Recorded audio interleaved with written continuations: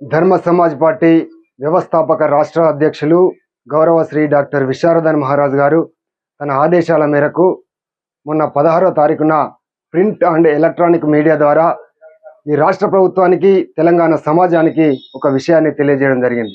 ఏంటి ఆ విషయం అంటే, విద్య, వైద్యము, ఉపాధి, భూమి, ఇల్లు, ఈ 5 అంశాలు ఈ రాష్ట్ర ప్రజలందరికీ సమకూర్చాలన్న అంశం గురించి నిన్న 18వ తారీఖు గ్రీవెన్స్లో తెలంగాణ రాష్ట్రంలో ఉన్న 33 జిల్లాల్లో కలెక్టర్లకి వినతి పత్రం ఇవ్వడం జరిగింది. నేడు రేపు ఈ రాష్ట్రంలో ఉన్న 612 మండలాల్లో ఎంఆర్ఓల గారికి రిప్రజెంటేషన్ ఇవ్వడం జరిగింది. మానవుడు బతకడానికి కావాల్సిన కనీస అవసరాలైన విద్య, వైద్యము, ఉపాధి, భూమి, ఇల్లు, ఈ 5 అవసరాలు ఇవ్వకుండానే, ఈ 5 అంశాలలో ఏ ఒక్క అంశాన్ని నెరవేర్చకుండానే ఈ రాష్ట్ర ప్రభుత్వం ఇది ప్రజాపాలన అని చెప్పుకుంటా ఉన్నారు. ఇది తెలంగాణ పునర్నిర్మాణం అని చెప్పుకుంటా ఉన్నారు. దీనంత బోగస్ మాట ఇంకొకటి లేదని ఈ వేదిక నుండి మీ అందరికీ తెలియజేస్తా ఉన్నాం. తెలంగాణ పునర్నిర్మాణం అంటే ఏ విధంగా పునర్నిర్మాణం అయితే తెలంగాణ బస్ ఎక్కి దింపితే తెలంగాణ పునర్నిర్మాణం అవుతుందా? లేకపోతే 200 యూనిట్ల కరెంటు ఛార్జీలకు బిల్లులు కడితే తెలంగాణ పునర్నిర్మాణం అవుతుందా? లేకపోతే రేవంత్ రెడ్డి గారు ప్రతిష్టాత్మకంగా తీసుకున్న ఈ మూసీ నది సుందరీకరణ, దానికి 1,50,000 కోట్లు పెట్టి అది సుందరీకరణ చేస్తే తెలంగాణ పునర్నిర్మాణం అవుతుందా? లేకపోతే 4th సిటీ అట, 4th సిటీ చేస్తానట.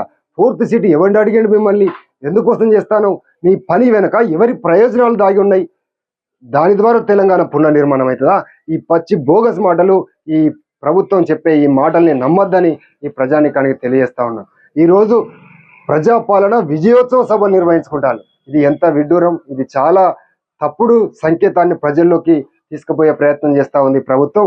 ప్రజలకు కావాల్సింది తెలంగాణ పునర్నిర్మాణం జరగాలంటే విద్య, వైద్యము, ఉపాధి, భూమి, ఇల్లు, ఈ 5 అంశాలు ఇవ్వాలని గౌరవ శ్రీ డాక్టర్ విశారదన్ మహారాజ్ గారు ఈ ఆలోచన చేసి ఈ కలెక్టర్లకు, ఎంఆర్ఓల ద్వారా రాష్ట్ర ప్రభుత్వానికి మేము విజ్ఞాపన చేయదలుచుకున్నాం. ఇందులో ధర్మ సమాజ్ పార్టీ చేసే మొట్టమొదటి ప్రధానమైన డిమాండ్ ఏంటంటే, విద్య. భవిష్యత్ తరాలు దోపిడికి గురి కాకుండా ఉండాలి అంటే వారికి నాణ్యమైన విద్య అందించాలి. నాణ్యమైన విద్య కేజీ టు పీజీ వరకు ప్రభుత్వమే అందించాలి. మనల్ని పరిపాలించే ఈ పరిపాలకులు లేతే అమెరికా, జపాన్, యూరప్ పోతారు. మరి అక్కడ ప్రైవేట్ స్కూల్స్ ఉన్నాయా? అక్కడ ప్రభుత్వ స్కూల్స్ ఉన్నాయి. High quality education, free education ఇస్తుంది అక్కడ ప్రభుత్వం. మరి మన దేశంలో ఏమైంది? మన రాష్ట్రంలో ఏమైంది? ఇది ఎందుకు చేయట్లేదు? రెక్కలు ముక్కలు చేసుకొని రోజు వేళ్ళ చివర రక్తం చూసుకొని రూపాయి పోగేసి వేల లక్షల రూపాయలు విద్యకు డబ్బులు కడతాను ప్రజలు. ఇంకా చాలా మంది కట్టలేకపోయి ఈ గవర్నమెంట్ స్కూల్లో పంపితే వాళ్ళకి చదువు రావట్లే. అందుకనే విద్యతోనే వికాసం, విద్యతోనే విముక్తి, విద్య ద్వారానే సమస్త అంశాలు మారుతాయి. ఒక వ్యక్తి సర్వతోముఖాభివృద్ధి జరిగేది విద్య ద్వారానే. అందుకే మా మొట్టమొదటి డిమాండు ఈ రాష్ట్రంలో విద్యను అందించాలని మేము అందరికీ తెలియజేస్తా ఉన్నాం ధర్మ సమాజ్ పార్టీ వేదిక ద్వారా. మరొక అంశము వైద్యము. ఈ వైద్యం అనేది మనల్ని పరిపాలించే ఈ పరిపాలకులకు చిన్న గాయాలైతే, కంటి నొప్పి లేచినా, పంటి నొప్పి లేచినా వాళ్ళు పెద్ద హై క్లాస్ కార్పొరేట్ వైద్యాన్ని చేయించుకొని వస్తారు కదా. మరి మన కార్యం బలిగిన, గుండె బలిగిన శ్మశాన లాంటి దవాఖానా, ఉస్మానియా, ఎంజిఎం హాస్పిటల్ పోయి తిరిగి అరకొర వసతులు ఏమీ లేక అపరిశుభ్రతంగా పడి ఉన్న ఆ దవాఖానలో పోయి జీవితాన్ని ఆడ 10 రోజులు గడిపి చచ్చిపోయి పీనుగల ఇంటికి రావాలి. ఈ ప్రభుత్వం మా పన్నుల పైసలతో నడుతుంది కదా. మేము ఉప్పు కొన్నా, పప్పు కొన్నా, చింతపండు కొన్నా, కోడిగుడ్లు కొన్నా, పాలు తాగిన, మందు తాగిన కోటాను కోట్ల రూపాయలు ఈ ప్రభుత్వానికి ఇస్తాను. మా పన్నుల పైసలతో ఈ ప్రభుత్వం నడుతుంది. మరి మా పన్నుల పైసలతో ఈ ప్రభుత్వం నడిచినప్పుడు మాకు ఒక ప్రభుత్వ ఆసుపత్రి, అత్యాధునికమైన ఆసుపత్రి కట్టదా? ఈ రాష్ట్రంలో 12,500 గ్రామాలు ఉన్నాయి. 12,500 గ్రామాల్లో అత్యాధునికమైన హాస్పిటల్ కట్టాలని ధర్మ సమాజ్ పార్టీ డిమాండ్ చేస్తూ ఉంది. అందుకోసమని ఈ విద్య, వైద్యము, ఉపాధి చేతి నిండా పని కల్పించదా అండి? చేసుకోవడానికి పని లేక డిగ్రీలు, పీజీలు చేసిన వాళ్ళు కూలీలు పని చేసుకుంటూ, పెయింటింగ్ పని చేసుకుంటూ జీవితాన్ని గడుపుతా ఉన్నారు. వీళ్లకు చిన్న కుటీర పరిశ్రమలు పెట్టి ఒక ఉపాధి రంగాన్ని చూపించదా? తమ రెక్కల కష్టంతో అయినా చేసుకొని బతకడానికి ఒక ఉపాధి మార్గాన్ని చూపించకపోతే అసలు ఇది ప్రభుత్వం అంటారా? అందుకోసమని మాకు ఉపాధి కావాలి.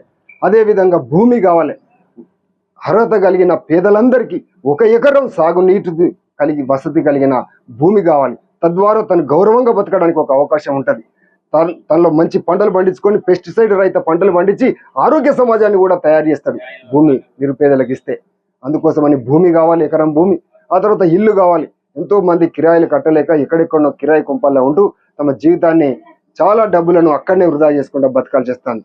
మేము ఈ రాజ్యాన్ని ఎన్నుకున్నది ఎందుకు? మాకు ఒక 200 చదరపు గజాల్లో మాకు 4 గదుల ఇల్లు నిర్మించేదా? ఈ 5 డిమాండ్స్ కనుక మీరు నెరవేర్చకపోతే, మీరు హామీ కనుక మాకు ఇవ్వకపోతే రేపు రాబోయే కాలంలో మరింతగా మేము చాలా పెద్ద పెద్ద కార్యక్రమాలు చేయాల్సి ఉన్నది. ధర్నాలు, రాస్తారోకాలు, రీలే నిరాహార దీక్షలు, అవసరతను బట్టి ఆమరణ నిరాహార దీక్ష చేయడానికి కూడా మేము సిద్ధపడుతున్నామని ప్రభుత్వాన్ని హెచ్చరిస్తున్నాం. ఈ కార్యక్రమం కనుక మీరు తీసుకొని మాకు సమయానికి మాట ఇవ్వకపోతే ప్రజలారా, ధర్మ సమాజ్ పార్టీ ఒక ధర్మయుద్ధం చేయబోతుంది.